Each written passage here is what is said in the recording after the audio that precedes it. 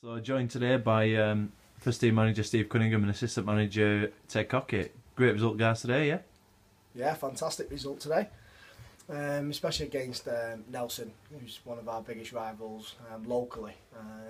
Adds a little bit of spice to it when you've got a lot of friends either side of the teams that are probably going to give each other quite a lot of bit of banter, whoever wins. So it was quite pleasing for me.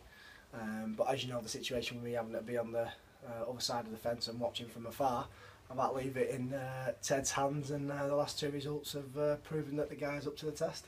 Yeah, what's it like for you, Ted? You know, without Steve on the touchline, well, quieter. It's not just me. Yeah, much quieter apart from Petsy.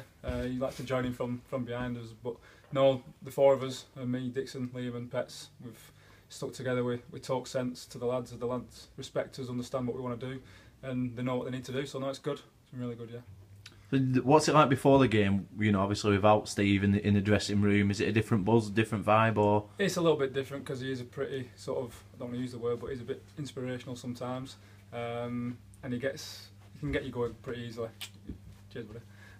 But it's a little bit, it's not as upbeat, but we get our point across, people understand it, and to be fair, we're actually on time, so we can actually get out to warm up on time, which has probably proved the last two results that's why we've been. That's why we've probably won. Yeah, it's a great result and clean sheet again. Two goals scored by two very informed players. That's obviously pleasing. Yeah, well, yeah. I mean, second half, I was actually stood in the bottom half where we were attacking downhill, and outside the ground, of course. Outside the ground, of course. Yeah, by the third bottom tree for the league, if they're interested. But we looked frightening going forward. Ben Woodhead, their keeper's made maybe 4 or 5 great saves, and I think if you was to give a man in the match in the second half, it'd be him. He's kept him in the game when we were quite comfortable. I don't think they had many chances in the second half, which was quite pleasing because on a tough pitch, we're winning. They're obviously chasing the game because they want to win just as badly as we do, but we just looked really professional and really solid. But on the counter-attack, we were frightening. I thought Spencer Jordan was man of the match by far. Oh, no, he was superb. Danny Boyle's pace is a real asset to us because them two are starting to pick a bit of a partnership, which there's none better in the league. Paul Moore of AFC Liverpool said it a few weeks ago, saying that the best 2 centre forwards he's seen in this league for a long time, and they're only going to get better. And then you're obviously supported by the likes of Tink, Chris Anderson, who I thought was brilliant in the second half, Sign Angle, Key Domain, who do the sort of dirty work of the team, which allow the other front 3 or 4 to do theirs. The back 4 was superb. Tomo's not really had much to do today. I think he's made a couple of great saves in the first half, which has kept in the game. But the 2 forwards have probably led the line well for us. That's won us the game. Yeah, obviously, particularly pleasing. That's 2 great wins on the bounce. Obviously, Northwich and Nelson. Now, where does that take you? Where are you looking to? Well, we were 10th, and we couldn't catch Nelson. But with that game now, it's a little bit of a 6-pointer. We can now overtake them with the games in hand that we've got. So they're in fourth place at the minute. So that takes us to where we want to be, really, in the top 5. Yeah, top 4 is where we want to try and finish if we can. Because as I've mentioned many a time, that's our sort of goal this season. It's the highest the club will have finished in the history of this level of football. So for me and Ted in our first full season, that'd be a nice achievement for us. We're still in the cup. We've got a really exciting tie against Everton Collieries in the next round. We win that, we're in a semi-final.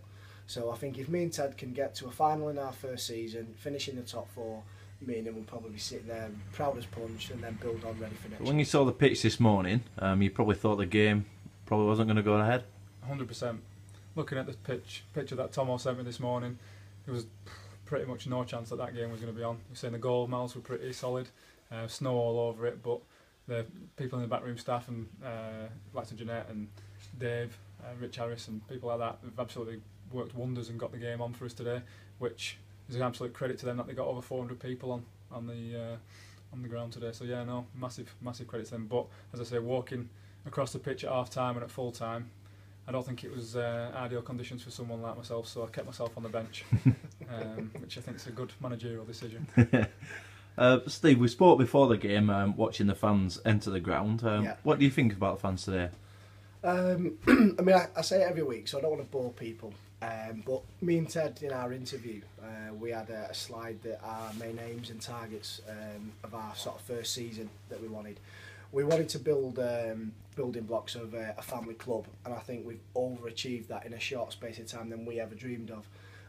We've gone from an average crowd of 50 to 60 to 70 to 80, 120, 100, and then to get an average of 197 before today's game, to see 471 people today is a credit to both Colne and Nelson, because obviously it's grabbed the imagination of both sets of fans and the actual area. Obviously it helps with not many games being on locally, but we were stood outside with Roost to the Red today, and we were laughing because you're seeing people walking up that long drive there up the hill with cone scarves and hats, and then I mean the queue at times when we were talking were 30-40 people deep. Me and Ted, when we took the job on, we never imagined that in our first full season. So we're obviously very proud of what we've achieved in that aspect, but a big part of that is the fans. They don't have to keep coming, you know, they've all just spent a fortune at Christmas, no doubt. It's difficult for a lot of people, but yet they've still come up here today and spent a load of money that they might not have even had. So we want to say from behalf of me and Ted and all the players, obviously a Merry Christmas to all the fans, but thank you so much for the support. Today was just electric. It's the best atmosphere we've probably had at this football club in years, and hopefully for the first time we've been able to produce the goods in front of such a big crowd that even if we generate maybe 30-40 more people from that original crowd today, we're only going to go. We're only going to be going places. So thank you very much to all the fans. Yeah, it's credit to you both. And just one final thing: have you got any final words for us? Well, when a gifted team dedicates itself to unselfish trust and combines instinct with boldness and effort, it is ready to climb. Right, and Steve? There's probably no secrets to success. It's just the result of preparation, hard work and learning, and learn from failure. Excellent. Cheers, guys. That's going to be fun. We'll see if anyone notices. Where the fuck have they got that?